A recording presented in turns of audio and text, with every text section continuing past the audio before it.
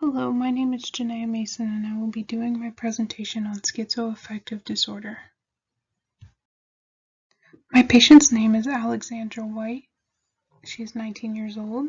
She's a female, Caucasian, and goes to school at UC Davis. She has an older brother with depressive disorder. She lives in the dorms at UC Davis. Biological parents are separated, mother remarried. There is no sign of schizophrenia on her mother's side of the family. However, on her biological father's side of the family, his brother has schizophrenia, which is her uncle. Alexandra's symptoms include fears that others can hear her thoughts, which is more apparent in stressful situations like taking a test or talking in front of others.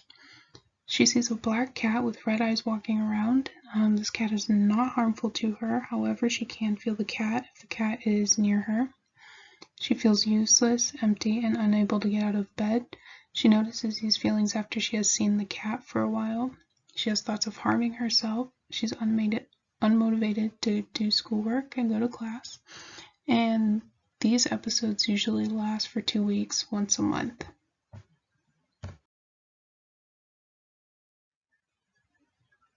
The DSM-5 criteria for schizoaffective disorder include an uninterrupted period of illness during which there is a major mood episode, delusions or hallucinations for 2 or more weeks in the absence of a major mood episode, the symptoms that meet criteria for a major mood episode, and the disturbance is not attributable to the effects of substance or other medical conditions. Also, we specify whether there is a subtype, and in this case there is, which is major depressive.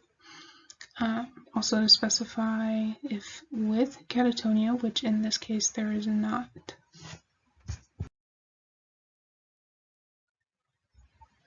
In terms of prevalence and age of onset in schizoaffective disorder, the lifetime prevalence is 0.32%.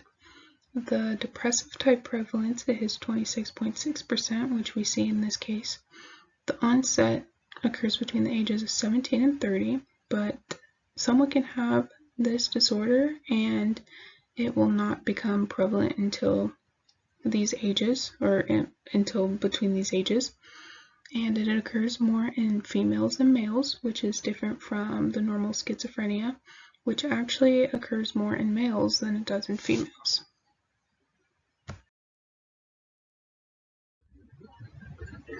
Now I'll be talking about the biological, environmental, and psychological factors as it pertains to Alexandra's case.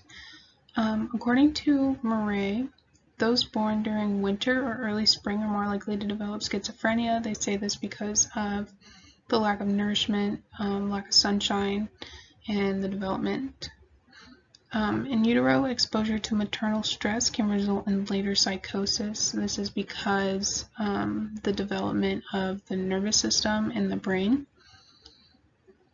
In terms of Alexandra's environmental factors, she was born in winter, December 19, 2002, and her mother was highly stressed while pregnant with her because she was in an abusive relationship with her biological father. In terms of Alexandra's biological factors, which is a huge precursor for schizophrenia disorder, her brother has major depressive disorder, and her uncle is diagnosed with schizophrenia, so she has the genes for it. Alexandra's psychological factors include her parents got divorced and mom remarried, and she's attending a rigorous university, and both of these things can be very stressful. Now I'll be talking about the assessment used on Alexandra, which was the clinician-rated dimensions of psychosis symptom severity. This is a test that the clinician will use with the patient, and it will tell us the severity of the symptoms that are expressed. It assesses 8 psychiatric domains present in the last 7 days. It looks at hallucinations, delusions, disorganized speech, abnormal psych behavior, negative symptoms, impaired cognition, depression, and mania. The adult rated is on a 5-point scale. 0 is none, 1 is equivocal, 2 is present but mild, 3 is present and moderate, and 4 is present and severe. Also, the final score will point out the most prominent symptoms and their severity, according to Barch.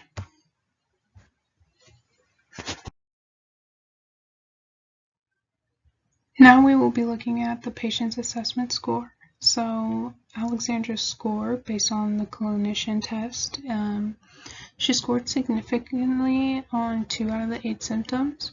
Hallucination, she scored a 4, which is severe. Delusion, she scored a 2, which is present but mild. Depression, she scored a 4, which is severe. And the apparent symptom she has expressed is positive for schizoaffective disorder, based on her score, and also the subtype of major depressive. We will now talk about comorbidities and as they relate to schizoaffective disorder. There's actually a lot that relate to schizophrenia and schizoaffective, but according to Buckley, anxiety and depressive symptoms are very common throughout the course of the illness. Depression occurs within 50% of patients, panic disorder occurs within 15%, PTSD occurs within 29%, and OCD occurs within 23%. Alexandra's symptoms are positively correlated with a depressive disorder subtype based on her assessment.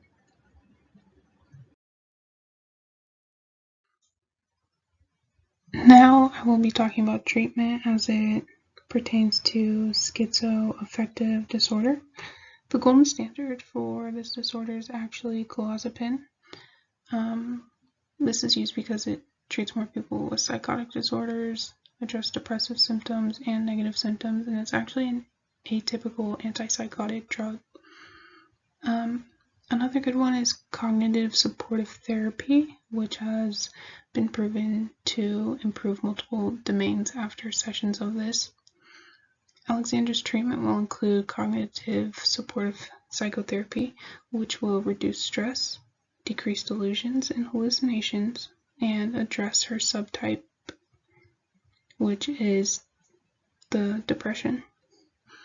We will also be using atypical antipsychotic drugs, clozapine, which is the golden standard.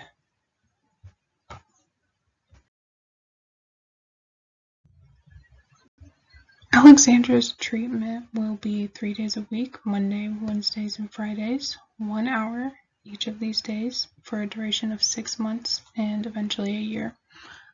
Starting with the cognitive supportive psychotherapy, we will separate the unrealistic thoughts of her delusions, her hearing or thinking that others can hear her thoughts, talk about stressful situations and coping mechanisms, work on discovering triggers that start her hallucinations, giving her support and knowledge around the schizoaffective disorder, the depressive type, so she can feel safe around that.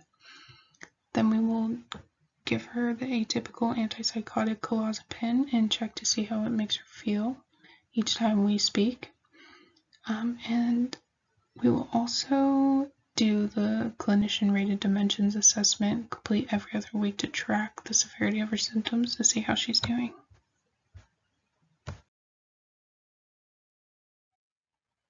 Now looking at the results of treatment after a duration of 1 year, Alexandra no longer has delusions, developed practices to ease stress, so her score went from a 2 of delusions to a 0. Only hallucinates the cat if triggered by seeing triangles, so the severity of that went from a 4 to a 3. The depression is less severe and occurrent, no longer has thoughts of suicide, so she went from a 4 to a 2 on the assessment scale. And she still has issues with depressive symptoms like motivation. They're just not as occurrent or as strong as they used to be. And she still has hallucinations. She still sees the cat, but no other hallucinations have become apparent. Because of these results, it would suggest that we might take out the subtype of depression because it is not as apparent as it was before, so she might be re-diagnosed after a year of treatment. And that is the end of my presentation. Thank you for listening.